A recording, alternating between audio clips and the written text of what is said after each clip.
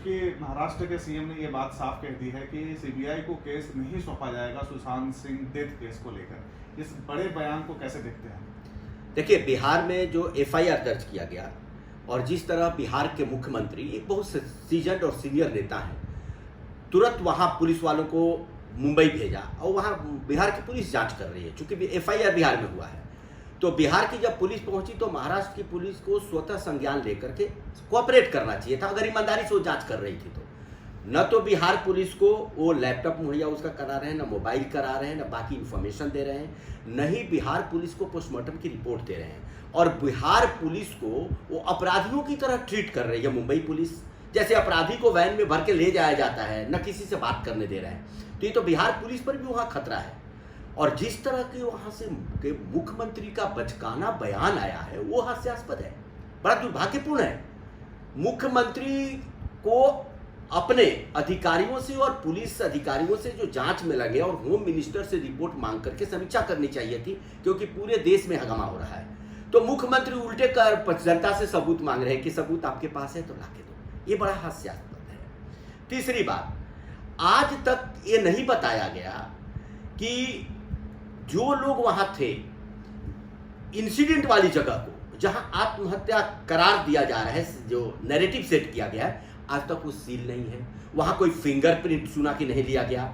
जो बॉडीगार्ड था वो आज बोल रहा है कि ओवरडोज दिया जा रहा था। अगर उसकी मानसिक स्थिति सही नहीं थी, मानसिक स्थिति सिर्फ दो लोग बोल रहे हैं, या तो रिया बोल रही है या उसका दोस्त बोल रहा है।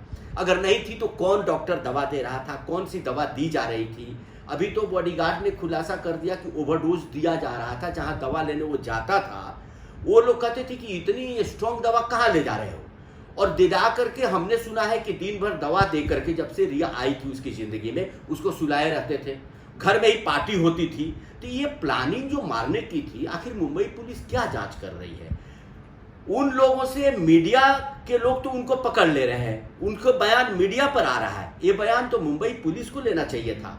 इसीलिए शक हो रहा है कि महाराष्ट्र की सरकार, खासकर मुख्यमंत्री और गृह मंत्री, जिस तरह मुंबई पुलिस के साथ होकर के इस केस को रफा दफा करना चाहते हैं, तब तो साफ आरोप लग रहा है कि कहीं न कहीं सरकार इसमें इन्वॉल्व है। इसकी गुत्थी सरकार तक जाती है, किसी पार्टी तक जाती है, किसी नेता तक जाती है, और बड़े लोगों का ही इन्वॉल्वमेंट है। क्योंकि रिया चक्रवर्ती एक मुहरा है, और रिया चक्रवर्ती नहीं है, रिया चक्रवर्ती को पकड़ करके और उनके यहाँ नौकर, बॉडीगार्ड कब रखे गए, मैनेजर को पकड़ करके ही उस कड़ी तक पहुंचा जा सकता है। ऊपर वाले को आप सीधा नहीं पकड़ सकते। ऊपर वाले थोड़े वहां जाते थे। आप किससे पूछ रहे हो? महेश भट्ट को लाके पूछ रहे हो। अरे महेश भट्ट इन्वॉल्व थे कि कौन खान इन्वॉल्व थे, ये तो नीचे वाले लोग बताएंगे वहां कौन जाते थे। ये मुंबई पुलिस बिल्कुल नहीं कर रही है। आज तक 45 दिन में कोई साक्ष्य लेकर के बाहर नहीं आई, और ये तो बड़ा खतरनाक है। और दिशा की जो आत्महत्या बताई जा रही है कि उसने सुसाइड कर लिया छत पे कूद करके पार्टी के बाद, वो भी 2-4-5 दिन पहले हुआ। स्वाभाविक था, उसकी पूर्व मैनेजर थी, एक दूसरे को जानते थे, उसे भी डिस्टर्ब। वो कुछ घटनाएं एक कड़ी जुड़ती है, कुछ ऐसी घटनाएं हुई होगी कि और डिस्टर्ब हुआ होगा, और इसको डर हुआ होगा। जो मुंबई में उसके क्लोज फ्रेंड आज बोल रहे हैं कि वो डर गया था दिशा के आत्महत्या के बाद। जो आखिर मुंबई पुलिस दिशा की आत्महत्या की जांच क्यों नहीं की? और मुंबई पुलिस कह रही आत्महत्या है तो फिर जांच क्या करा रही 45 दिनों में? अगर आत्महत्या है, प्रूफ हो गया, तो सवाल खत्म हो जाना चाहिए था। फिर दूसरे से पूछताछ क्यों कर रही है? इसीलिए सवाल वाजिब है, और इसलिए हम लोग मांग कर रहे हैं कि मुंबई पुलिस किसी को सहयोग नहीं कर रही है। ये इस लोकतंत्र के फेडरल सिस्टम के ऊपर बहुत बड़ा काला धब्बा है। इसीलिए हम लोग मांग कर रहे हैं कि इसकी सीबीआई जांच हो। और अब तो बिहार सरकार भी रेकमेंड कर सकती है सीबीआई जांच की। और माननीय मुख्यमंत्री जी बिहार के सही बोले हैं कि अगर परिवार चाहता है, अभी देखते हैं हमारी पुलिस जांच कर रही है, नहीं तो हम सीबीआई को ये केस देंगे। और 5 तारीख को सुप्रीम कोर्ट में ये सारे मामले आएंगे। इसीलिए महाराष्ट्र के मुख्यमंत्री, एक तो हमें लगता है कि नौसिखिए मुख्यमंत्री हैं। अरे भाई, आपको समीक्षा करनी चाहिए तो आप बयानबाजी कर रहे हैं। और जिस पर बिहार जैसे एक कद्दावर मुख्यमंत्री, बड़े स्टेचर का व्यक्ति को बोलना पड़ रहा है, उसकी तो आपको इज्जत करनी चाहिए थी, है? उसका सम्मान करना चाहिए था, और पुलिस को सहयोग करना चाहिए था। आप उल्टा बयान दे रहे हो। तो कहीं न कहीं एक कड़ी अब साफ हो गई है कि छोटे लोगों तक नहीं, कहीं ना कहीं बड़े लोगों का पूरा इन्वॉल्वमेंट है। इसीलिए मुंबई पुलिस बचाना चाह रही है और मुंबई पुलिस से न्याय की गुहार नहीं लगाई जा सकती। आज तक मुंबई पुलिस ने यह बताया, पूछा कि बिना पुलिस के गए किसने चाबी वाले को बुलाया और ताला खुलवा लिया? साहब, कोई ऐसी घटना होती है, आपके घर में भी ये घटना हो जाएगी, कोई नहीं दरवाजा खुलता है तो पहले पुलिस को खबर किया जाता है, पुलिस को बुलाया जाता है, उसके सामने एक दरवाजा तोड़ा जाता है या खोला जाता है। और वैसा मजबूत ताला जो सुने कि इलेक्ट्रॉनिक था, कौन सा गली का चलता हुआ आ गया वो ताला खोलने वाला और खोल दिया? तब तक ताला कंपनी को ही ताला लगा देना चाहिए फैक्ट्री में। तो इन सारी चीजों का जवाब आ नहीं रहा है।